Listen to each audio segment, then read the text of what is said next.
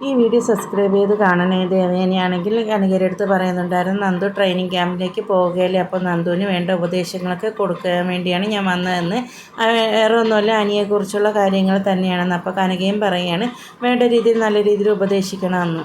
പിന്നീട് നന്ദു ഇല്ലേന്ന് ചോദിക്കുകയാണ്. അപ്പോൾ ഉണ്ട്, അവൾ റൂമിലുണ്ടെന്ന് പറയുകയാണ്. അതിനുശേഷം നയനയും ദേവേനയും കൂടി നന്ദുവിനെ കാണാൻ വേണ്ടി പോവുകയാണ്. അപ്പോൾ ഗോവിന്ദൻ്റെ അടുത്ത് കനക പറയുകയാണ്, ഇപ്പോൾ കണ്ട ഗോവിന്ദേട്ട മഹിമയും മരുമകളെയും കണ്ട അടയും ചക്കരയും പോലെ ഇരിക്കുന്നു, എന്തായിരുന്നു എന്ന്. അതിനുശേഷം നന്ദു ആണെങ്കിൽ ബുക്ക് വായിച്ചുകൊണ്ടിരിക്കണേ ദേവേനയും നയനയും കാണുമ്പോൾ പെട്ടെന്നങ്ങ് എഴുതിക്കുകയാണ്.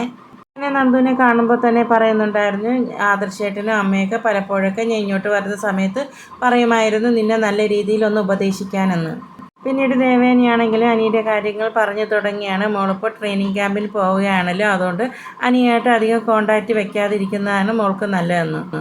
അനി മോളെ വിളിച്ചാൽ മോളെ അനിയുടെ അടുത്ത് സംസാരിക്കാനൊന്നും നിൽക്കണ്ടെന്ന് പറയുകയാണ്. ഇനിയിപ്പോൾ ട്രെയിനിങ് ക്യാമ്പിൽ പോയി SI ആയിട്ടൊക്കെ വരുമ്പോൾ പല തിരക്കിലായിരിക്കുമല്ലോ, അതുകൊണ്ട് അനിയായിട്ട് വലിയ അടുപ്പമൊന്നും വെക്കണ്ടെന്ന് പറയുകയാണ്. ഇനി അനാമികയും തമ്മിൽ ബന്ധം പിരിയുന്ന അനന്തപുരിയിലെ വീട്ടിൽ ആർക്കും സഹിക്കാൻ പറ്റത്തില്ല എന്ന് പറയുകയാണ്. എന്നിട്ട് നയന പറയുന്നുണ്ടായിരുന്നു ഞാനും ആദർശേട്ടനും നല്ല ദാമ്പത്യ ജീവിതം നയിക്കുമ്പോൾ അനാമിക ഇങ്ങനെ പിരിഞ്ഞ് ജീവിക്കുന്നത് നമ്മളെ കൊണ്ട് സഹിക്കാൻ പറ്റത്തില്ല. ആദർശേട്ടനെ പോലെ തന്നെയാണ് അനിയെ അമ്മയ്ക്ക് എന്ന്. മോള് കാരണം അവരുടെ ബന്ധം വേർപെടാൻ പാടില്ല എന്നിങ്ങനെ നയന പറയണം. അപ്പോൾ ദേവേനയും അത് തന്നെയാണ് പറയുന്നത്.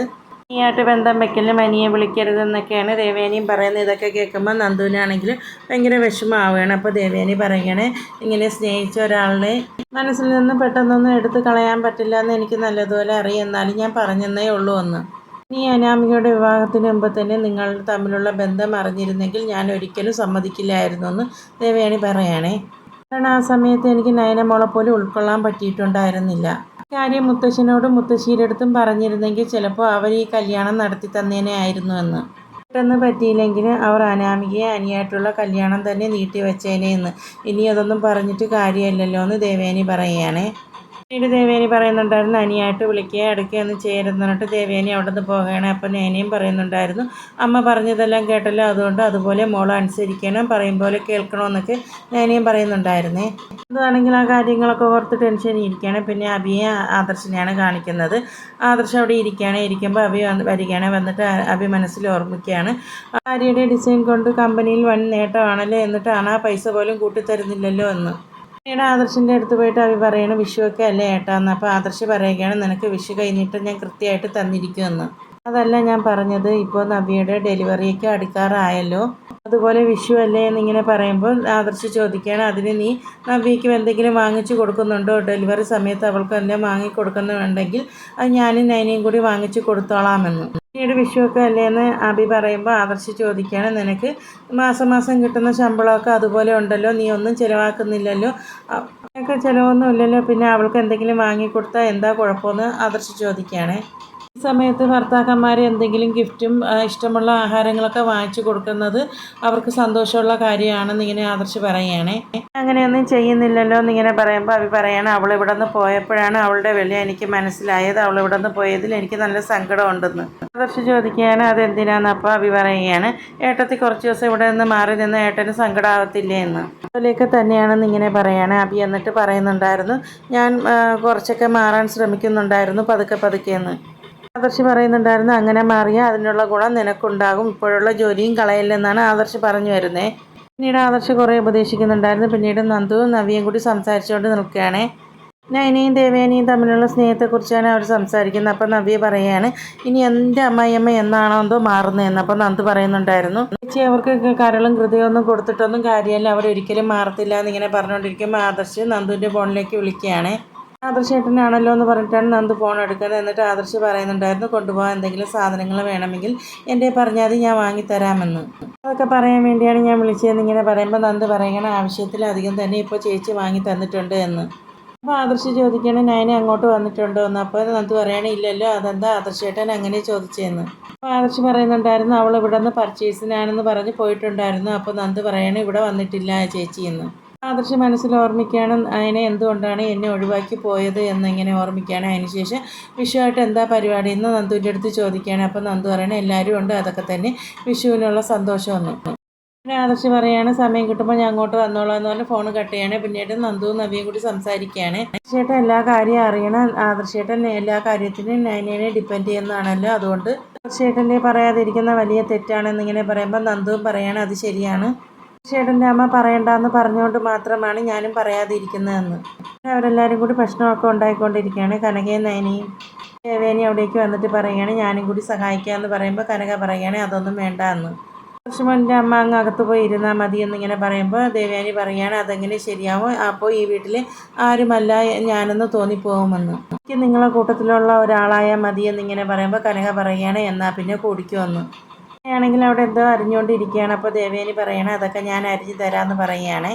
ഇതൊന്നും വേണ്ട, അമ്മയുടെ ചില വിഭവങ്ങളുണ്ടല്ലോ അതൊക്കെ ഉണ്ടാക്കിക്കോ എന്ന് പറയുകയാണേ. പിന്നീട് അവരോരോന്ന് സംസാരിക്കുന്നുണ്ടായിരുന്നു. ദേവയാനി പറയുന്നുണ്ടായിരുന്നു ഇനി നമുക്ക് ഇടയ്ക്കിടയ്ക്ക് നല്ല യാത്രകളൊക്കെ പോകണമെന്ന്.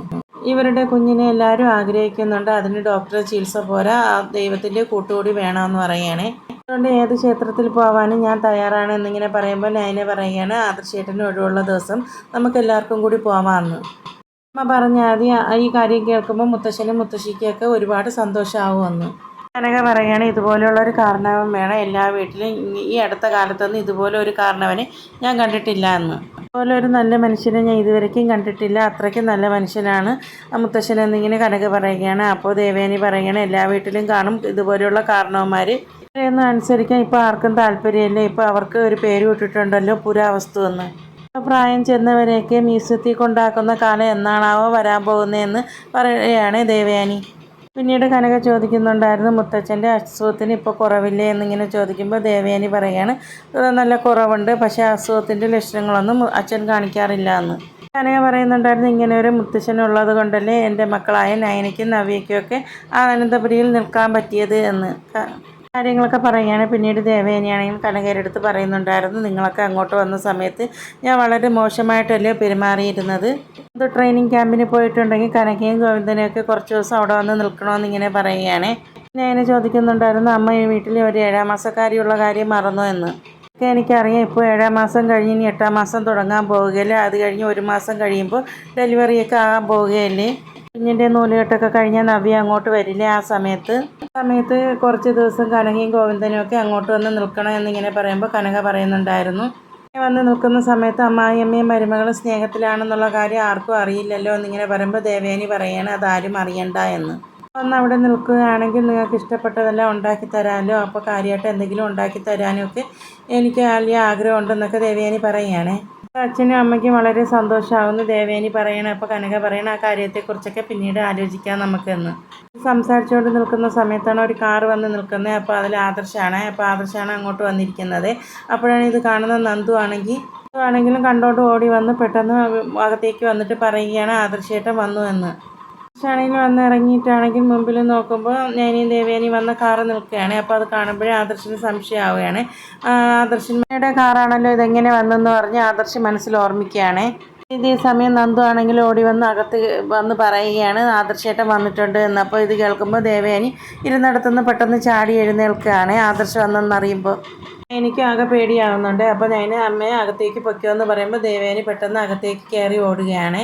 ആദർശ് അകത്തേക്ക് കയറി വരുമ്പോൾ വിഷുവിന് എല്ലാവർക്കും ഉള്ള ഡ്രസ്സുമായിട്ടാണ് ആദർശ് വരുമ്പോൾ ആദർശ് കാണുമ്പോൾ എല്ലാവർക്കും മുഖത്തൊരു ടെൻഷനൊക്കെ ഉണ്ട്. അപ്പോൾ അതൊക്കെ ആദർശ് ശ്രദ്ധിക്കുന്നുണ്ടായിരുന്നു. അപ്പോൾ കനകേരും ചോദിക്കുന്നുണ്ടായിരുന്നു ആദർശ് മോൻ എന്താ ഒരു മുന്നറിയിപ്പില്ലാതെ വന്നതെന്ന്. പിന്നീട് ആദർശാണെങ്കിൽ നൈനയുടെ അടുത്ത് ചോദിക്കുകയാണ് നീ അമ്മയുടെ കാർ എടുത്തുകൊണ്ടാണോ വന്നതെന്ന്. അപ്പോൾ ആന്നൊക്കെ നൈന വയ്ക്കുകയാണ്. എന്നിട്ട് ഇതിൻ്റെ പർച്ചേസിംഗ് ഒക്കെ കഴിഞ്ഞു എന്ന് ആദർശ് നൈനയുടെ അടുത്ത് ചോദിക്കുമ്പോൾ ആന്നൊക്കെ വയ്ക്കുകയാണ്. അപ്പോൾ ആദർശിന് എന്തൊക്കെ സംശയം തോന്നിയാണ്.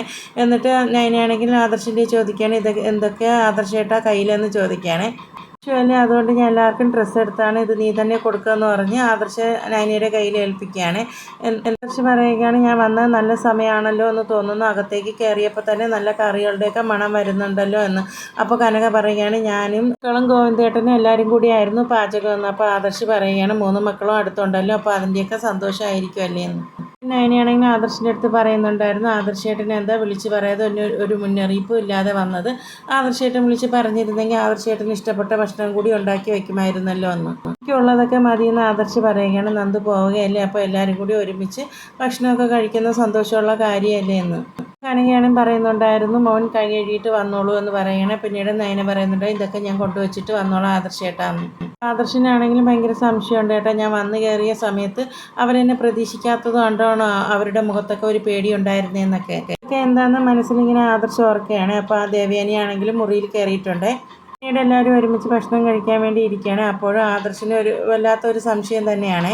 പിന്നീട് കനകയാണെങ്കിലും പറയുന്നുണ്ടായിരുന്നു ആദർശ് മോന് ഭക്ഷണങ്ങളൊക്കെ വിളമ്പി കൊടുക്കുകയെന്ന് നയനയുടെ അടുത്ത്. ആണെങ്കിലും കനകയുടെ അടുത്ത് ചോദിക്കുന്നുണ്ടായിരുന്നു അമ്മ ഇരിക്കുന്നില്ലേ എന്ന്. ആയിരുന്നാലും ഞാനിപ്പോൾ വരാമെന്ന് പറഞ്ഞിട്ട് പെട്ടെന്ന് ദേവയാനിയുടെ അടുത്തേക്ക് വരികയാണ്. ദേവയാനിയുടെ അടുത്തേക്ക് വന്നിട്ട് കനക പറയുന്നുണ്ടായിരുന്നു ഇത് ആദർശ് മോൻ വന്നാൽ ഉപയോഗിക്കുന്ന റൂമാണ് എന്ന്. ദേവയാനി പറയുന്നുണ്ടായിരുന്നു അതെനിക്ക് മനസ്സിലായി, ഷെൽഫിൽ അവൻ്റെ ഡ്രസ്സൊക്കെ ഞാൻ കണ്ടു എന്ന്. ഈ വീട് ആദർശ് മോൻ എടുത്തു തന്ന വീടാണല്ലോ, അതുകൊണ്ട് ഈ വീട്ടിലെ നല്ല റൂം തന്നെ ആദർശ് മോന് മാറ്റി വെച്ചിരിക്കുന്നുണ്ട് എന്ന്. ദേവയാനി പറയുകയാണ് ഇനി അങ്ങനെയൊന്നും ചിന്തിക്കേണ്ട, അവൻ എടുത്ത് തന്നിട്ടുണ്ടെങ്കിലും ഈ വീട് നിങ്ങളുടെ സ്വന്തം വീട് തന്നെയാണ്, ഇനി ആ വീട് നിങ്ങളുടെ സ്വന്തം വീടായിട്ട് കണ്ടാൽ മതി എന്നൊക്കെ പറയുകയാണ്. കനക പറയുന്നുണ്ടായിരുന്നു ആദർശ് മോൻ ഭക്ഷണം കഴിക്കാൻ ഇരുന്നിട്ടുണ്ട്, ദേവയാനിയാണെങ്കിൽ എല്ലാവരും ഒരുമിച്ച് ഇരുന്ന് ഭക്ഷണം കഴിക്കാൻ വേണ്ടി ആഗ്രഹിച്ച് വന്നതാണല്ലോ എന്ന്. അപ്പോൾ ദേവയാനി പറയണേ അതൊന്നും സാരമില്ല എന്ന്, എന്തായാലും ഒരുമിച്ചിരുന്ന് ഭക്ഷണം കഴിച്ചോട്ടെ, അവന് സംശയമില്ലാത്ത രീതിയിൽ അവനെ പറഞ്ഞു വിട്ടോളൂ എന്ന് പറയുകയാണ് ദേവയാനി. കനക ചോദിക്കുന്നുണ്ടായിരുന്നു ആദർശ് മോൻ ഇങ്ങനെ ഒരു മുന്നറിയിപ്പും ഇല്ലാതെ വന്ന ഇനി എന്തെങ്കിലും സംശയം കൊണ്ടാണോ ആദർശ് മോൻ ഇങ്ങനെ വന്നതെന്ന് ദേവയാനിയുടെ അടുത്ത് ചോദിക്കുകയാണ്. അതറിയില്ല, ആദർശ് മോനും നയനയും ഇപ്പോൾ സ്നേഹത്തിലായതിനു ശേഷം ആദർശ് മോനും ഒരു നിമിഷം പോലും നയനയെ പിരിഞ്ഞിരിക്കാൻ കഴിയത്തില്ല, അത് ഞാൻ മനസ്സിലാക്കിയതാണ്, അതുകൊണ്ടായിരിക്കും ഉച്ചയായപ്പോൾ ഇങ്ങോട്ട് മോൻ വന്നതെന്ന് ദേവയാനി പറയുകയാണ്. പിന്നീട് കനക പറയുന്നുണ്ടായിരുന്നു ഇവിടെ വെച്ച് ദേവയാനീനെ മോൻ കാണാതിരുന്നത് തന്നെ നന്നായി എന്ന്, അല്ലെങ്കിൽ ഇന്നത്തോടെ കാര്യങ്ങളൊക്കെ പൊളിഞ്ഞെങ്കിൽ ഇങ്ങനെ കനക പറയുകയാണ്. അതിനുശേഷം ആദർശാണെങ്കിലും ആഹാരം കഴിക്കാനിരിക്കുന്നെങ്കിലും ഒരേ സംശയങ്ങളാണ് ആദർശിന്. സംശയത്തിലിരിക്കുന്ന ആദർശിനെയും കാണിച്ചിട്ടാണ് ഇന്നത്തെ എപ്പിസോഡ് അവസാനിക്കുന്നത്.